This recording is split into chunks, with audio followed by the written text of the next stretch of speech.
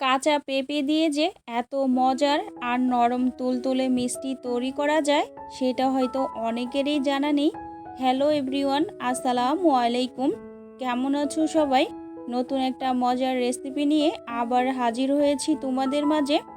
কাঁচা পেঁপে দিয়ে তো আমরা ভর্তা, ভাজি, তরকারি কত কিছুই খেয়েছি, কিন্তু এই কাঁচা পেঁপে দিয়ে কি কখনো মিষ্টি তৈরি করে খেয়েছো?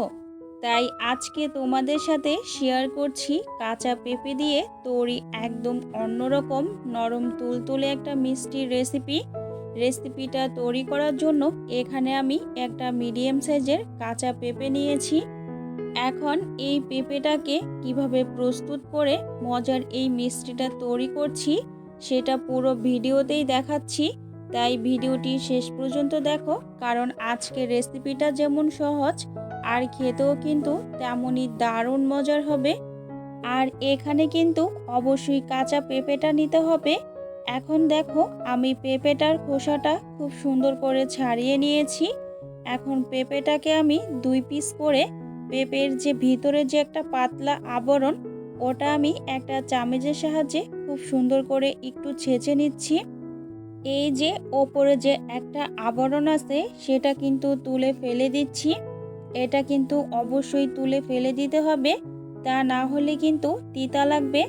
এখন আমি পেঁপেটাকে 4 পিস করে নিয়েছি। একটা প্লেটে আমি পেঁপের পিসগুলো তুলে নিয়েছি আর খুব ভালো করে পানি দিয়ে আমি ধুয়ে নিয়েছি।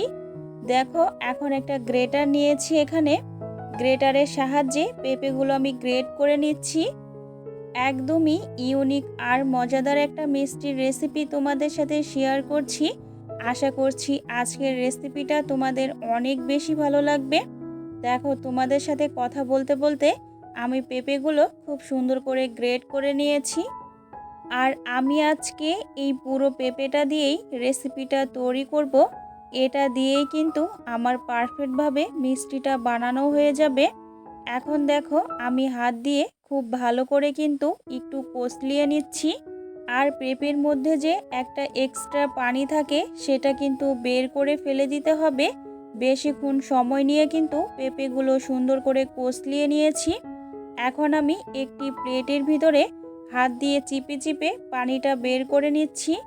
আর সবগুলো দেখো আমার পানি বের করে নেওয়া শেষ।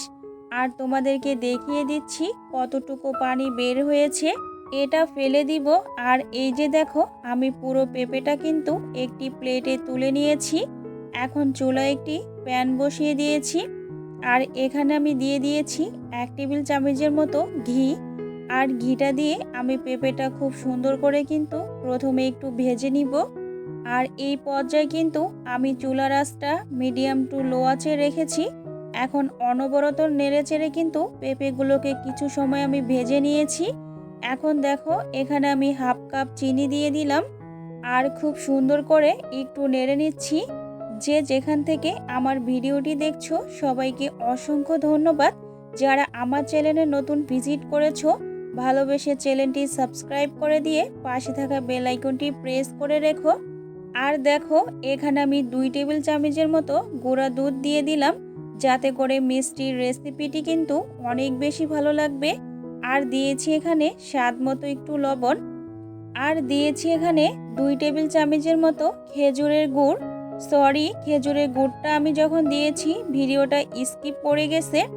এখন দেখো, আমি খুব সুন্দর করে কিন্তু এটাকে ভেজে নিয়েছি। আর এটা কিন্তু প্যান থেকে ছেড়ে দিচ্ছে, তার মানে পুরটা কিন্তু আমার একদম পারফেক্ট মতো হয়েছে। আর এটা ঠান্ডা হতে থাক।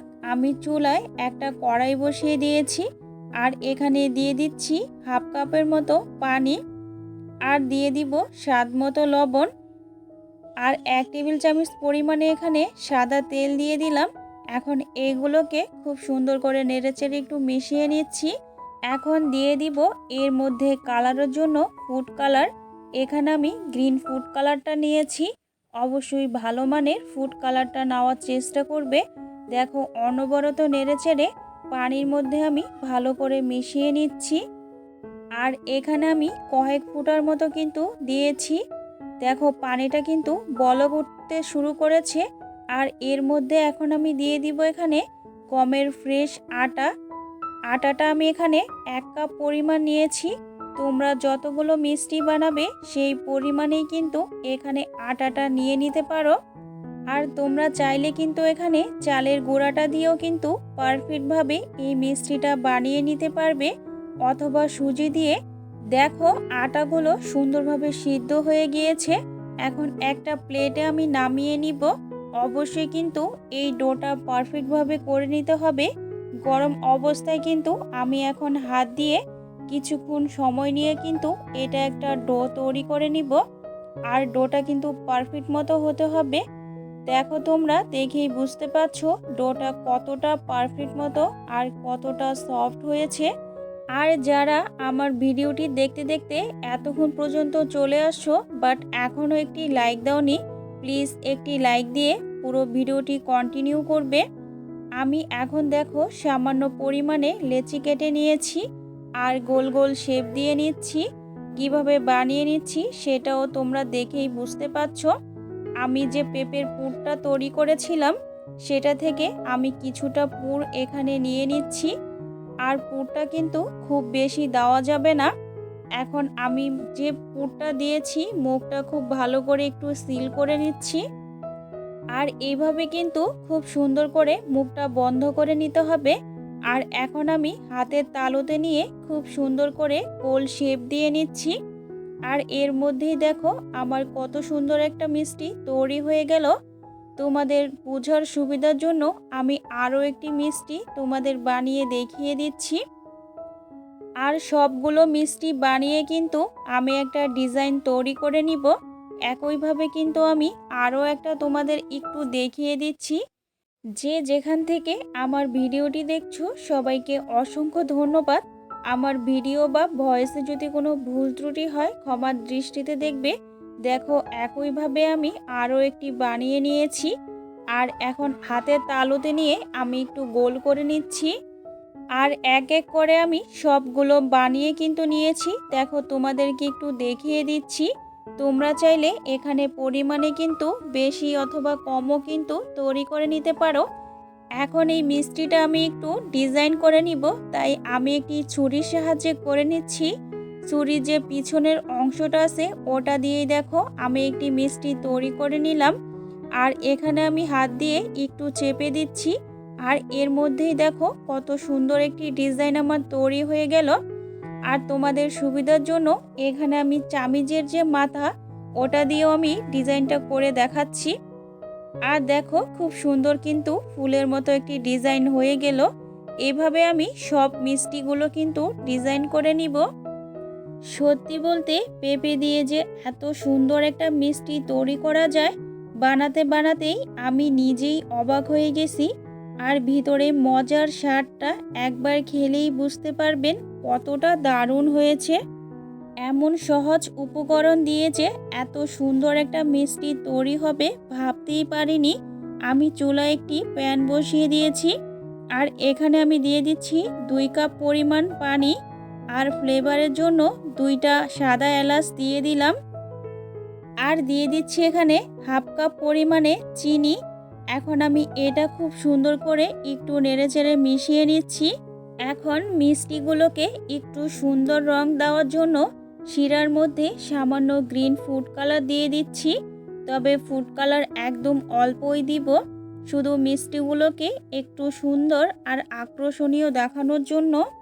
এখন একে একে তৈরি করা মিষ্টিগুলো আমি সুন্দর করে শিরার মধ্যে দিয়ে দিচ্ছি।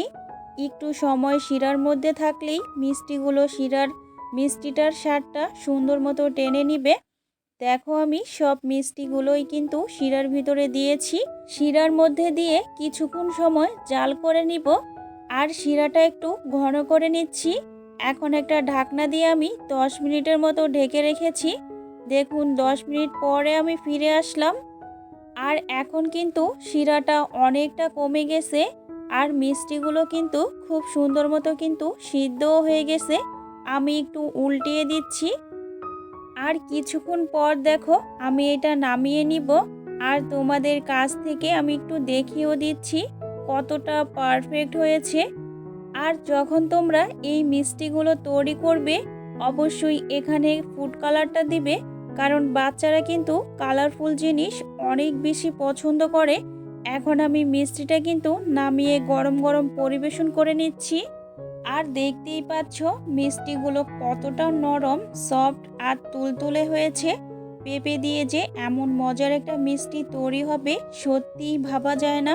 তাহলে আজকের মতো আমি এখানেই বিদায় নিচ্ছি। দেখা হবে নতুন কোনো রেসিপিতে। সেই পর্যন্ত সবাই ভালো থাকবে, সুস্থ থাকবে।